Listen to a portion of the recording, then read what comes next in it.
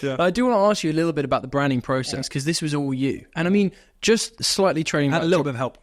And a little bit of help. Okay. Because... So you don't take the full credit for No, I can't take the full credit. Okay, I fair. started working on it myself, and I was so in my head with it that it was like the hardest brief in the world. It was like, you've designed all these brands or redone all these rebrands for these huge brands, but now do it for yourself. And it's just like, and then when you're working on it and you can't really get out of it, so.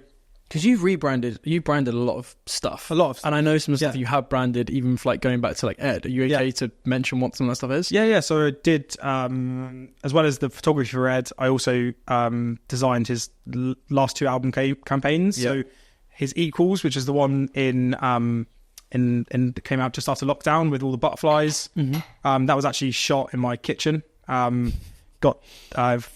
Funny story, and this is absolutely clanging name dropping, but he got Damien Hirst to send me some butterflies from his collection. Really? To my house in lockdown. They're like the actual butterflies, like the ones he makes? No, as in like the kind of like I guess they're dead butterflies, but they've been like preserved and been dried. Oh, they like pin them and stuff. Yeah. So I got this box through from Damien Hirst's studio, and then I basically had loads of fun in lockdown, basically setting up like all my cameras and shooting. I wanted there to feel the whole idea with when I first listened to the album, and Ed definitely helped with like the creative direction on it a little bit, but it was about like, this album was quite different to any previous albums. It was like, it had like Bad Habits was the opening signal. It was like, it was pretty like poppy and pretty like movie, and especially it's very different as well, right? Like from other stuff. Yeah, and especially after COVID, it was like this moment of like, everyone wanted to be out again, and everyone felt like they'd been cocooned, and everyone wanted to be like things. So it was like these butterflies, but then I shot them through loads of light prisms, so it makes them look like they're moving on a still piece of thing. So that was the idea behind that. And then I did the last campaign with Subtract as well, with my really good friend Jenny Green, who's an artist. She did the illustration, and then we kind of like worked together on it. So up until Vinca, you've been making like everything from commercial branding to like proper artistic stuff, and now you've got to brand your own thing. Yeah, that's probably the hardest thing you've done. Yeah, definitely. So I shout out Kate Snell, who's my friend, who's an illustrator, and Olly Rowe, who is an amazing designer that I used to work with a little bit, and basically went to them and I was like, look, I'm trying to do this brand, like I need help, like, and like I can't quite see where it should be going in this direction. And then me, Olly and Kate basically worked on it, and then basically developed it, and down to them that basically they managed to steer me in the direction that I wanted it to go.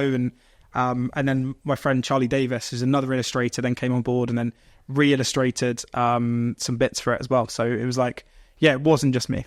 Like I couldn't have done it on my own. They're like, it was us.